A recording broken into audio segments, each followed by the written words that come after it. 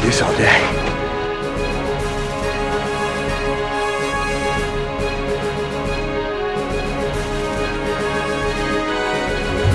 A bunch of a-holes.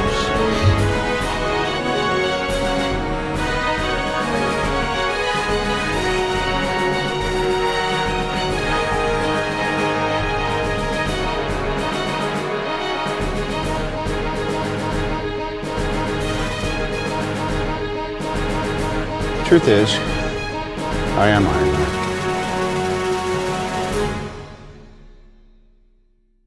Hello, fellow webheads, and welcome to the Infinity Saga and Beyond, a MCU fan podcast. Our last episode was, of course, the Falcon and the Winter Soldier finale discussion with my good friends Matt and Logan.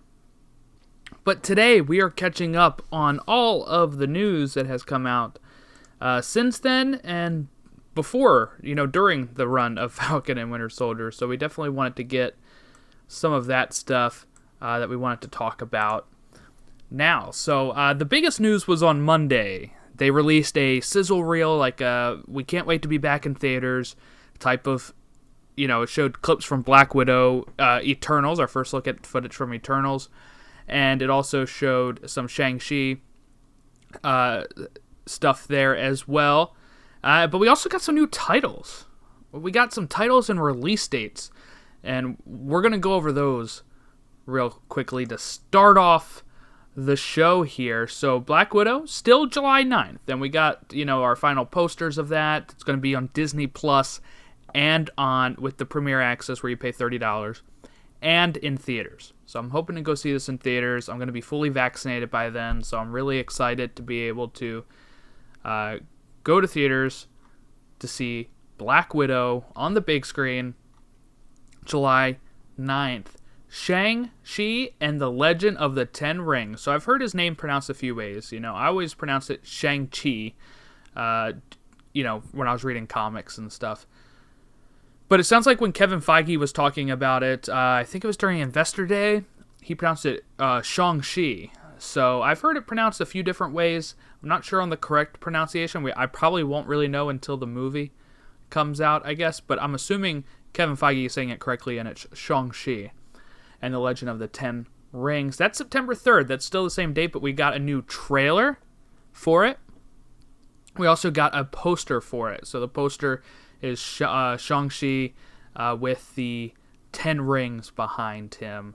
And if people don't remember, I think I mentioned this in the Investor Day footage as well, or the Investor Day stuff that we went over, is that Shang-Chi and the Legend of the 10 Rings, the 10 rings that is in that title name is in reference to the same 10 rings that we heard about in Iron Man 3.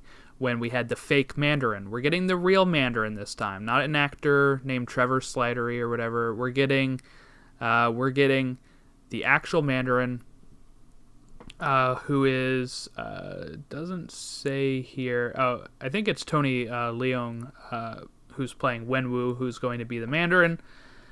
So looks like that's going to be fun. We're getting the real 10 rings and the real Mandarin. So really excited to finally get that. I'm not going to go over the trailer. It just looks fun. It looks like your MCU fare where you're going to go and enjoy it and get this new character, see these great new cinematic achievements, but also get to see New York. It looks like Shang-Chi is in New York originally. He left, I guess, wherever they're based at. I'm thinking it's in China, from what I've heard, but the one Shang-Chi comic I read was called Battle World, and it was during this event in like 2015, where it wasn't like the 616 Shang-Chi. So what 616 is like the Marvel universe, like the main universe that, like the first Fantastic Four issues took place in, the Spider-Man, written by Stan Lee, all that kind of stuff takes place in the main continuity. It's like a different continuity where there was like this tournament and it had like all these different heroes. Like he went up against Iron Fist, he went up against Black Panther, I believe. It was pretty interesting. So I do recommend that if you have Marvel Unlimited. So And that, I'm not sure if it was... I think that was taking place at Kunlun, which is where Iron Fist has protected for a bit, if you ever watched the Iron Fist show.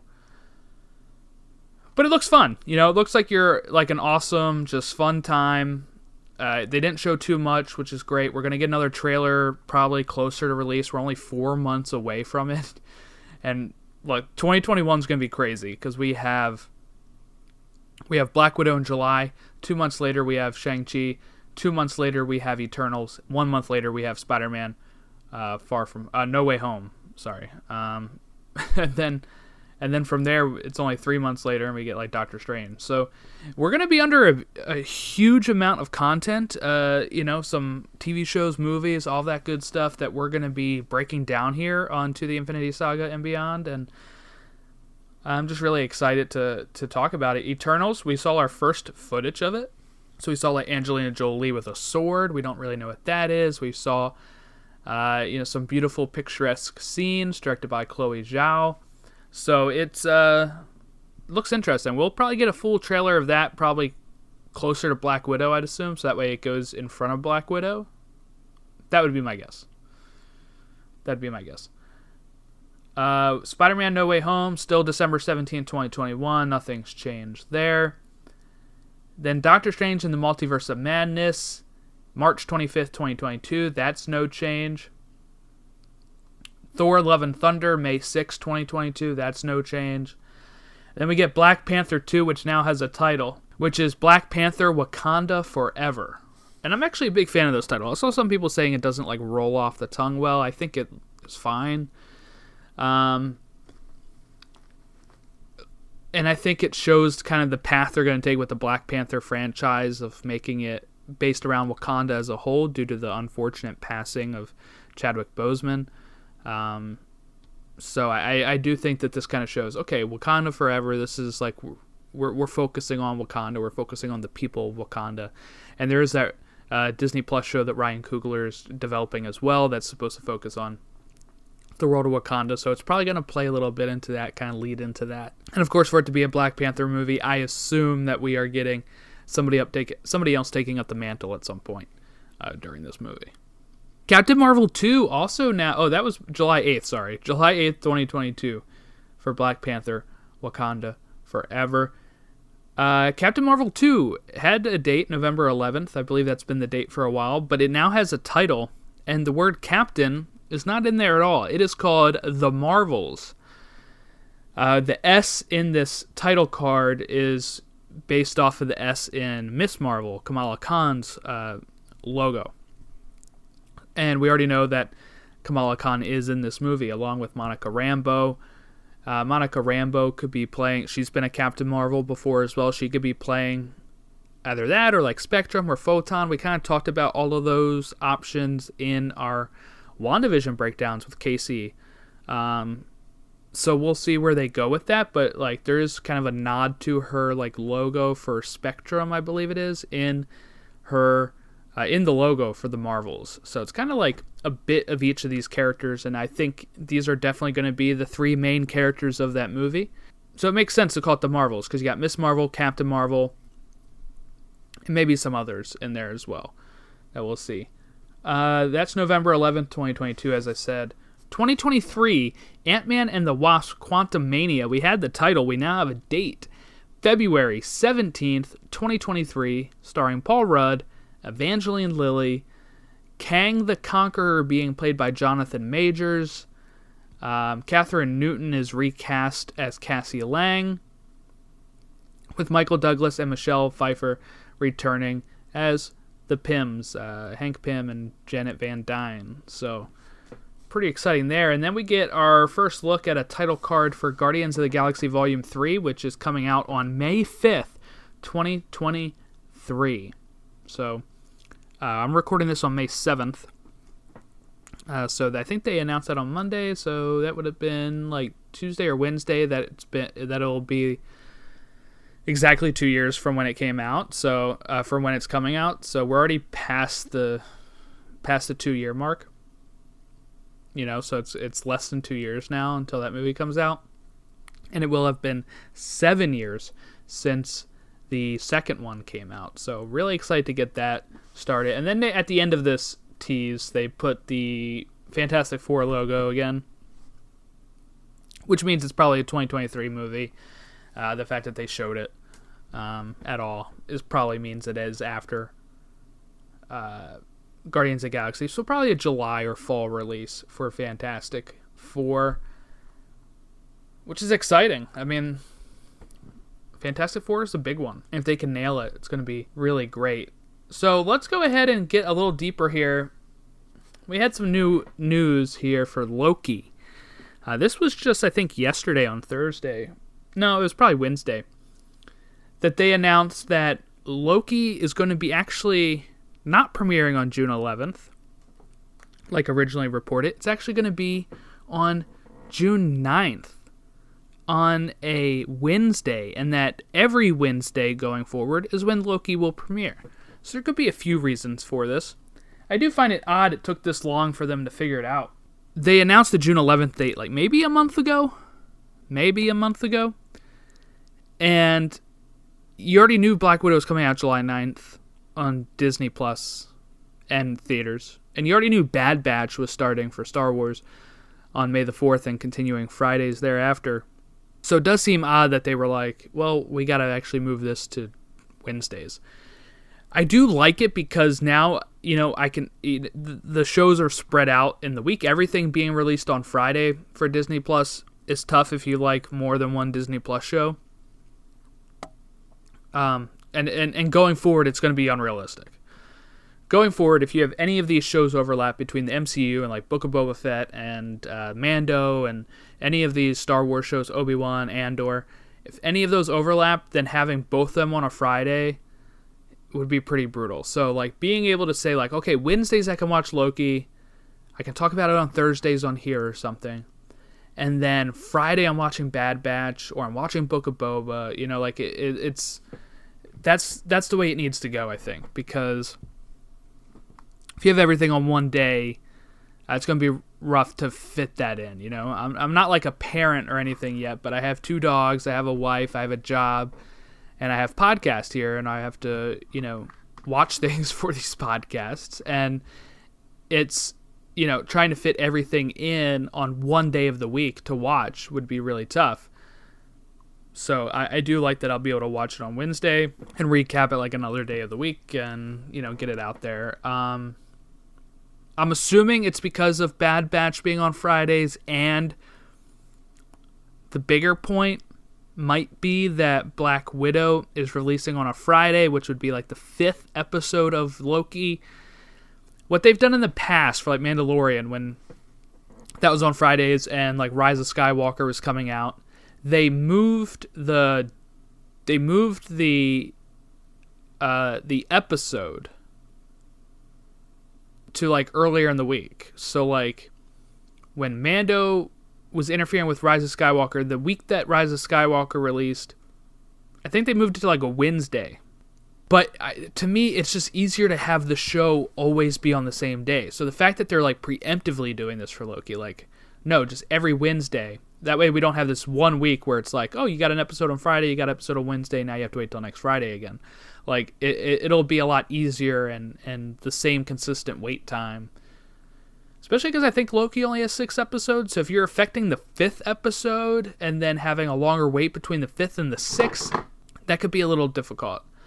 Try to maintain the hype and maintain, the feeling going forward. All right, so we got some Disney Plus news here as well. Emilia Clarke from Game of Thrones and Olivia Colman, who I guess is most known from The Crown, but I know her from the comedy Peep Show over in the UK, starring David Mitchell and of Mitchell and Webb, and of Robert Webb too. She's really funny in that too. So she can play different than just like the Crown type of role. I think she had another big starring role in something recently, in a movie maybe, that everybody was raving about. I don't know it off the top of my head. So So yeah, they're joining Secret Invasion, the one that's going to be led by Ben Mendelsohn as Talos and Sam Jackson as Nick Fury. And we're probably going to get some other characters in there, but they are joining too. We don't know what their roles are going to be. We don't know if they're Skrulls or if they're humans or what their role is, but pretty awesome to just know that we are getting two really great actresses, Emilia Clarke and Olivia Colman, to come in and into the MCU. Like the MCU just continues to grow. We now have 3 Game of Thrones actors. You know, when you look at Richard Madden in Eternals and Kit Harington's in Eternals, and now Emilia Clarke is going to be in Secret Invasion. I'm sure there's been other little crossover roles, like, you know, smaller roles that have been in there, but those are like 3 of like the biggest Game of Thrones stars. For them to be in the MCU is really cool. For the Ironheart series, they got the Snowpiercer writer Chinaka Hodge, who's going to oversee the show's writer's room, according to Aaron Couch of The Hollywood Reporter, and that pre-production of the show is supposed to get started this month, May. So that's when the writer's room, I guess, is supposed to begin. They'll probably film maybe later this year or fall, fallish maybe, late summer, early fall. That's when they could probably get started on that if they're beginning the writer's room in May. Who knows? But it's probably a 2022 show, is what I'm thinking. So, and I think that's gonna, I think we've heard Ironheart is gonna tie into Don Cheadle's Armor Wars show, and I think that might link in with the as I talked about on the Falcon the Winter Soldier recap for the finale, One World, One People. That I think the power broker, Sharon Carter, when she's selling these weapons and money, like secrets and weapons and stuff, that might be how it comes in. She might play more of a role in Armor Wars than anything with like Captain America 4. But yeah, really excited for. I do really enjoy Riri Williams. I do enjoy the Ironheart series. I read the whole Ironheart series, and also like a little mini series, I believe, of her on Marvel Unlimited. I do recommend it. She's a good character. All right, we got 2 more things to cover here. Andrew Garfield, who played Spider-Man, Peter Parker, in Amazing Spider-Man and Amazing Spider-Man 2 in the like 2010, 2012, 2014. He's been interviewed by, I think it was Josh Horowitz of MTV News, asking if he not Josh Horowitz, Adam Horowitz, isn't it who it is? Anyway, he was stating that he they asked him, are you in Spider-Man No Way Home, right? Because there's been these rumors that we've covered on this show for a while, of these rumors that Tobey Maguire's coming back, that Kristen Dunst is coming back, that Andrew Garfield's coming back, Emma Stone's coming back, and that they're going to help Tom Holland. They're going to take on the Sinister Six, as these Sinister Six are coming from the MCU and these other universes. That's kind of the rumors going around, or the fan theories going around. And, Andrew Garfield went a long way of saying no, but didn't really actually say no. So that is starting actually to fuel some more wood to the fire, because when you have somebody not actually in it, I feel like you could just say, no, I'm not actually in it, right? The way he went around this whole thing of like, I never got a call, which was very specific wording. It wasn't like it wasn't like it was a no, right? They're like, are you in this? He's like, I never got a call. I don't want to disappoint people. And then he kind of went on this like long tangent of, I always see this stuff trending on Twitter, and I'm just, like blah blah blah blah. But then the interviewer even says, like, just for a yes or no, like, are you in it? And he said, didn't I just answer that? But he hadn't. And he again says, like, he hasn't gotten a call. This late in, he hasn't gotten a call, type of thing. Now, it could just be that that's true. as you know, if you've listened to my first few episodes of the show, I was very reluctant to say that I think Spider-Verse live action is happening in this movie. I was leaning more towards, okay, Doctor Strange is in this for a different reason, specifically because it takes place before Multiverse of Madness. But the more I hear about it, we get Alfred Molina signing on to be Doc Ock again. We get Jamie Foxx being Electro again, and that one I was just like, okay, maybe maybe it's just a J. Jonah Jameson situation where they just really liked J.K. Simmons, and like they just liked, Jamie Foxx as Electro, and then you get Alfred Molina, and you're like, okay, maybe they like him as that too, but then you hear reports of, oh, well, Tobey Maguire's stunt double was seen there, Andrew Garfield's stunt double was seen there, and also you get Alfred Molina now saying that it picks up right where Spider-Man 2 left off with the river, which I'm not really sure how that's going to work. I'm assuming it's actually going to come, he's actually probably incorrect with that assessment, I would think, because he was dead, unless it's something, it's a different universe where he won against Tobey Maguire, and maybe that's the case. But then Andrew Garfield came back out and said actually he would be really down for it. So like I feel like after the disaster of that interview, he went out there to kind of say, no, like I would still do it, and kind of changed his tune on it. I still don't think he's actually ever said no, I'm not in it, like specifically no, I'm not in this. He's kind of dancing around it. But I don't want people to get their hopes up, because we saw this with the WandaVision finale. We saw this even with Falcon and Winter Soldier, I think, where people kind of were putting these theories together, and when they didn't happen, or even like the Ralph Bohner situation, right, where people think that Evan Peters is Quicksilver from a different universe, and he's not, and he's just Ralph Bohner, then people are like upset. And I don't want people to do that for this, because we should judge a film based off the merits of the film, not what we expect to be in this film because people online are saying this is what's in the film. I am starting to lean that these two, Tobey Maguire and Andrew Garfield, are back, which I'm fine with now. I'm starting to come around to it because I do think that Kevin Feige and the MCU can handle it. But I do want this focus to remain on Tom Holland. I really want the focus to remain on him. And it sounds like it still will from what we've heard from Tom and what we heard from other people. So I do think that they might be able to pull it off. I hope they do. I would love to see Tobey Maguire again as his Peter Parker. And I would love to see Andrew Garfield again as his Peter Parker. But I really don't want that to take spotlight away from Tom Holland and his Spider-Man and his Peter Parker, because we were left with a really good cliffhanger at the end of Far From Home. And I'm hoping that we get really great resolution of that, and that going forward from this, we can kind of get more Tom Holland, Peter Parker stories,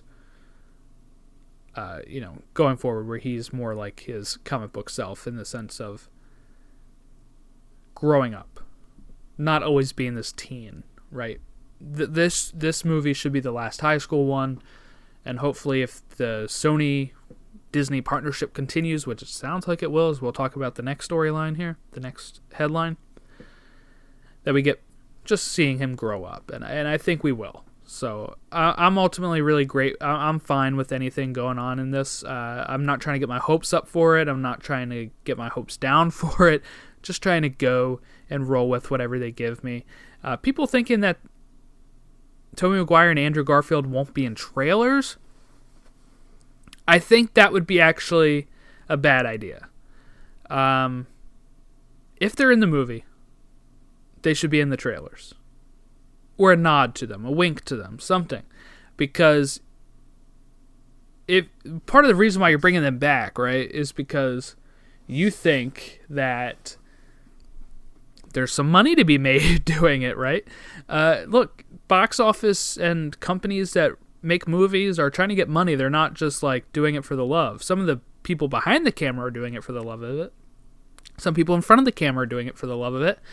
But not like the executives usually, not like the people that are counting the money, counting the intake of the cash, which is why popular things get sequels, because why waste money on something that won't bring more in, right? That's kind of the thought process behind Hollywood. So if you want this to be a success, yes, this could be a success without those two and without promoting those two. But do you want word of mouth to relay that? Maybe. Maybe you do. Maybe you promote it like Endgame, where, you know, you show nothing past like the first 30 minutes, and then after like a week or two of no spoilers, you start putting that stuff in the ads, but you're hoping that the word of mouth is gone, you know, well. Or do you try to say, hey, remember Tobey Maguire Spider-Man? Hey, remember Andrew Garfield Spider-Man? And you know Tom Holland's? They're going to meet up in this. If that is the case, I think that's the approach that they make with this. Because it's kind of like Civil War. Like, remember in Captain America Civil War, the first trailer for that didn't have Spider-Man in it, but the second one did. It was the one where he swings in at the very end, steals Captain America's shield, and says, like, hi, everyone. And that was awesome. It got people hyped up. People that didn't know Spider-Man was in it. And for people that, like us, that listen to podcasts or make podcasts about the MCU, they may have heard these rumors. They may know about these rumors. You may have told your friends about these rumors, but not everybody in the general audience knows about these rumors of Tobey Maguire and Andrew Garfield. So if that is the case, and you want to try to get in the people that like the Tobey Maguire Spider-Man and don't like the Tom Holland one, or the Andrew Garfield people that like Andrew Garfield's and not Tobey's or Tom's, or the people that like Tom's and not the other two, then you want to put that in the marketing. So that way you're getting every single person that is a fan of either of these three Spider-Men into the theater. So maybe the first trailer doesn't show it, like the teaser, but maybe the second one does. And really, we're only 7 months out from this movie already. Almost half a year. Next month is half a year already. So we're probably going to get a first trailer in, June or July? Probably get a final trailer September-ish, October-ish. And that's where you're going to see that marketing push. That's what I would assume. That's how I would run it. But also, I'm not a movie exec, so we'll move on from that. One of the big things was Disney and Sony make a massive movie deal for the second pay window. So we're going to talk about this a bit here. Disney has made a movie licensing pact with Sony Pictures that will bring Spider-Man and other Marvel properties to Disney Plus, starting with Sony's 2022 release slate. This is from Variety.com. What that means is not like as soon as it's done theaters, it's going to Disney Plus. Not fortunately, because they just signed a deal with Netflix, Sony did, for the Pay 1 window. So right now, under the old terms,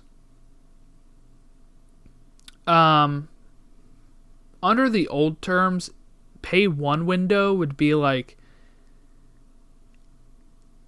usually 8 to 12 months after it hit theaters that it ends up on Netflix, or in Sony's case right now, Starz, the channel. Like, remember premium video channels like HBO and Starz and Showtime? Starz is one of those. That has the Sony deal right now. Then, so that's going to Netflix first in that pay window. Then it'll be on that window for a certain length of time, which I think right now is currently 18 months for most, or that's what Disney had under Netflix, so we don't really know. The deals haven't been made public. So it could be anywhere from probably like 12 to 18 months on being on Netflix. So then after that, then it goes to Disney Plus for the Pay 2 window. And it's going to go Disney Plus, Hulu, FX, ABC, Disney Channel, Freeform. They'll be able to show them on Freeform or Disney Channel, ABC. Hulu would probably get the rated R Sony movies. Disney Plus probably gets stuff like Ghostbusters, Jumanji, Spider-Man, maybe Venom, Carnage, like Venom, Let There Be Carnage, that kind of stuff. But they are also getting library titles. Now, Variety says that Hulu will gain access to what Disney described as a significant number of library titles starting in June. I assume they mean June this year. And this deal is running from 2022's releases to 2026 releases. This also includes library content contacts on, not on Varieties, it doesn't list them, but one of the websites list it, the Jumanji films, Hotel Transylvania, those kind of movies from Sony. I'm not sure when we'll get the Spider-Man ones. I'm not sure if that means the Sam Raimi Spider-Man movies as well, like the Tobey Maguire ones or the Andrew Garfield ones as well. We do see some of the Fox X-Men and Fox Fantastic Four ones on Disney Plus, so there is precedent of putting these ones that are not the MCU into the legacy section on Disney Plus, which is what it could be. But I think this is a good sign ultimately. So it's going to be a while for No Way Home, which is not going to fall under this anyway because it's not a 2022 release. But let's say Venom Let There Be Carnage, which is January of 2022 and not an MCU film. If it's rated PG-13, probably be on Disney Plus or maybe Hulu, and that's probably going to be 2.5 years after it hits theaters. So there is a bit of a gap. But you'll be able to watch it on Netflix. So yeah, Netflix. Those movies are going to Netflix first, so just some things to think about. That's pretty much all we have today. Just some little things, not some big news. But Loki's June 9th, we're going to do our recap of that. I think I might have Matt and Logan on for those again. I'm going to have to reconfirm that. But hopefully everybody enjoyed our breakdowns of Falcon and Winter Soldier. If you haven't watched Falcon and the Winter Soldier or WandaVision yet, go back and watch those on Disney Plus. You can follow along with our recaps here on this feed. I had my friend Casey McGeorge from The Break Room, a Superstore fan podcast. He came on and helped me break down WandaVision, and then we had Logan and Matt, who are on some of my other podcasts, and they came on and helped me break down Falcon and the Winter Soldier. So yeah, it's really exciting. And just some last piece of news here for what we are going to be doing on this channel going forward, this podcast. I just created a new, I don't want to say company, it's not really a company, but all of these are being labeled under 14301 Productions. So that was our apartment number when Logan and Matt and I and my friend Rich lived in Disney for the Disney College program. So I thought, what better way to honor that than to have all of our podcasts under one network, and it's the 14301 Productions podcasting network.